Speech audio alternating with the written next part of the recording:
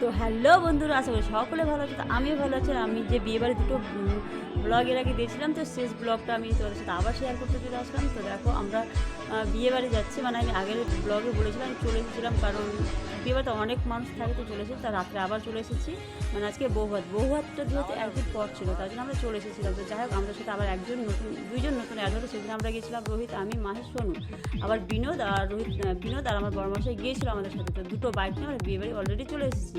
তো দেখো বিয়েবাড়িতে যা হয় সেটাই হচ্ছে।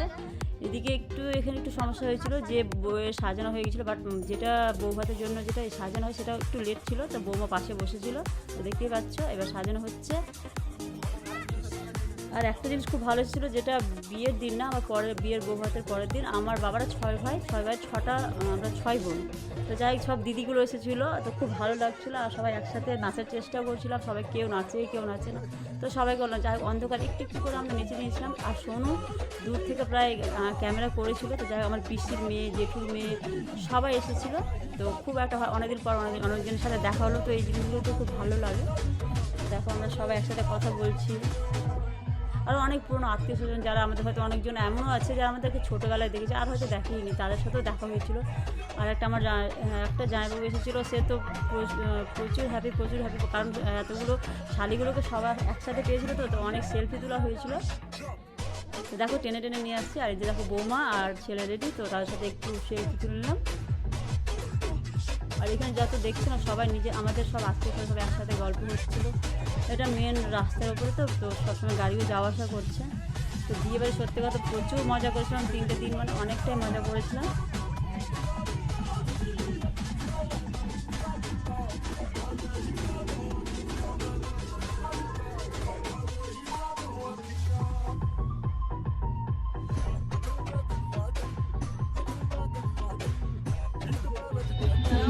হ্যাঁ, তুমি ইউটিউবার, তোমার ভিডিও হবে না?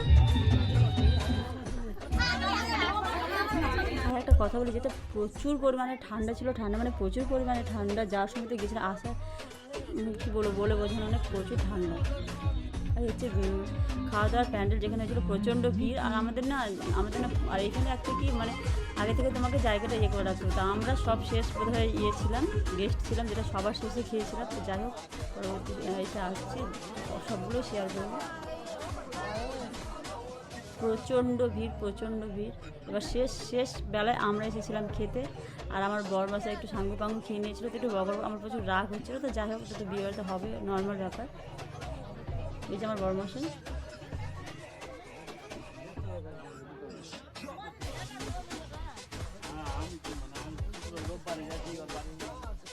আমরা প্রায় শেষ ব্যাচে খেয়েছিলাম।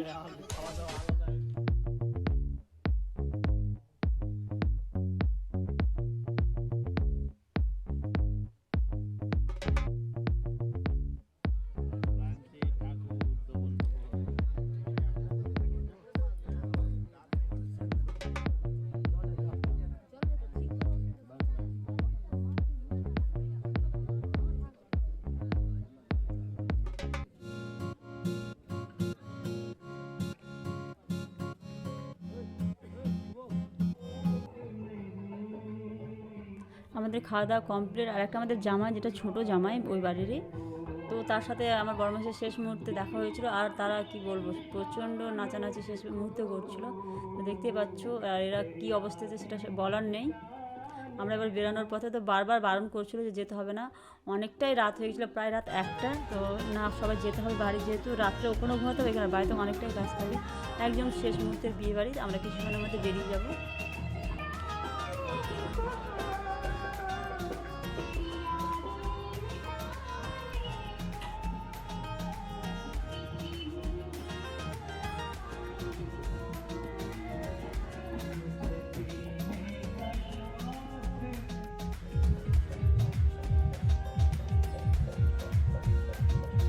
তো আমাদের রোহিত বাবুকে বললাম, রোহিত আর আমার বড়মশাই আর বিনোদ একটা বাইকে, আর আমি, মাহি, সোনু অন্য একটা বাইকে। তো দুটো বাইক আমরা এবার বেরিয়ে যাচ্ছি।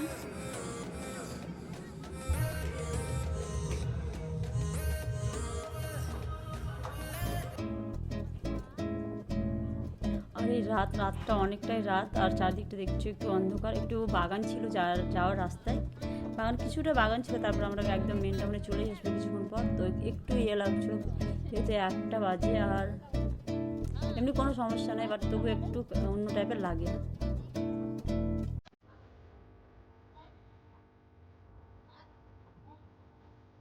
কোনো অন্ধকার চারদিক।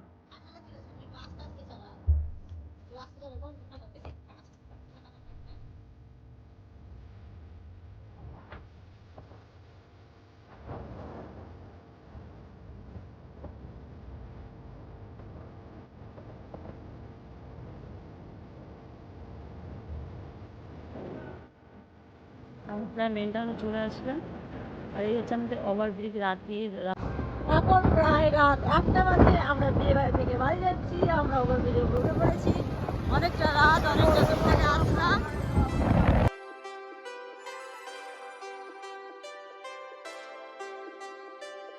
আর দেখো চারিদিকে আমরা অনেকটা উঁচুতে উঠে চলে এসেছি, আর চারিদিকে শুধু বিল্ডিং আর বিল্ডিং দেখা যাবে।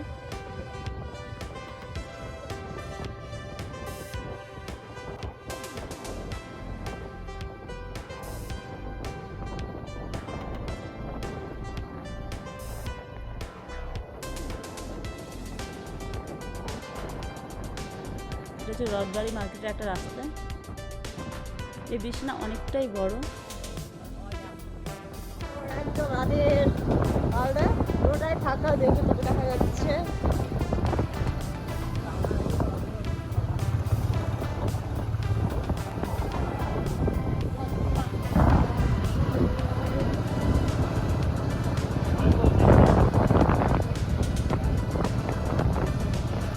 সব মার্কেটগুলো বন্ধ।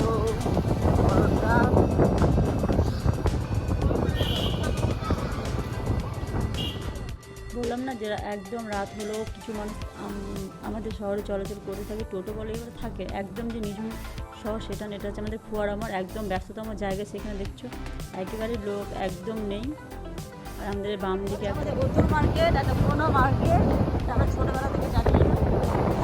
এটা আমাদের বৃন্দাবনী মাঠ, পেছনটাই গেলে পুরোটাই ফাঁকা।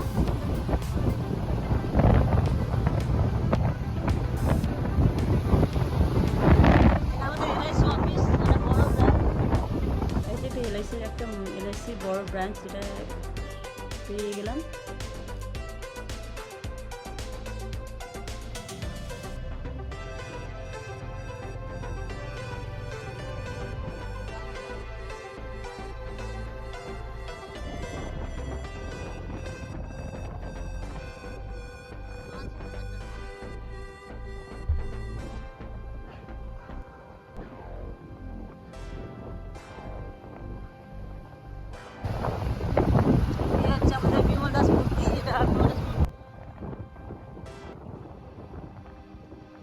এই হচ্ছে আমার আমার মালদা শহর।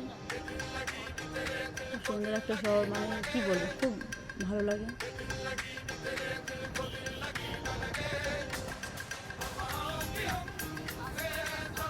তাহলে কতটা শেপ আমাদের এই জায়গাটা তোমরা হয়তো বুঝতে পারছো। রাতে 1টার সময় আমরা এক জায়গাতে এক জায়গায় চলে আসি, খুব যে একটা কাছের জায়গা সেটা না, একদম গ্রামের পরিবেশ থেকে আমরা একদম মেন টাউনে আসলাম এতটা রাতে। তাহলে পরিবেশ ভালো না থাকলে কেউ কোথাও কিন্তু মানুষ যেতে পারে না। তো অবশ্যই পরিবেশে বা ভয়ের কোনো ইয়ে থাকে না বলেই আমরা যেতে পারি।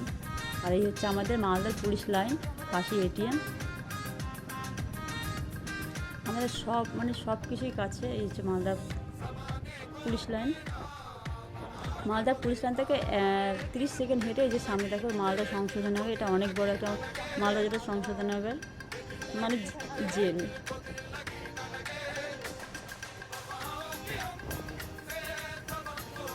তো আমরা অবশেষে বাড়ির পথে যাচ্ছি, কিছুক্ষণের মধ্যে বাড়ি চলে আসবো। এই যে আমাদের বাঁধ, এখানে দুর্গা ঠাকুর মানে দুর্গা পূজা হয়। এই যে বাঁধ ঠাকুরের মন্দির। এই বাঁধে প্রতিদিন সন্ধ্যা থেকে প্রচুর মানুষে আসে, বসে, ঘোরাফেরা করে, ছোটো থেকে বড় সকলেই।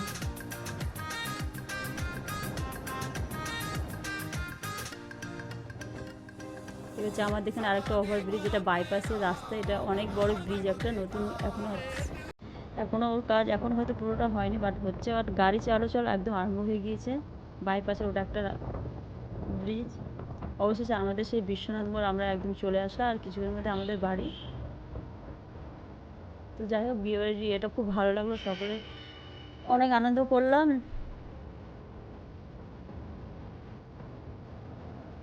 তো আজকের ব্লগটা বেশি বড় করবো না, একদম বাড়ির পথে আমরা চলে এসেছি। এই যে বিষ্ণুর মতো আমরা এবার পেরিয়ে গেলাম।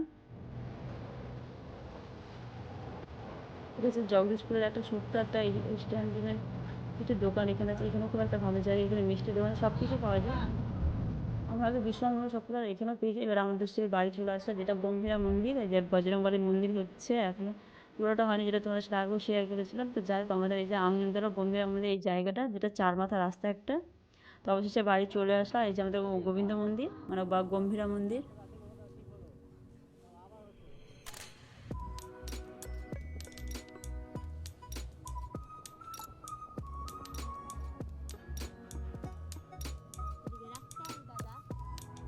অবশেষে আমরা বাড়ি চলে আসলাম।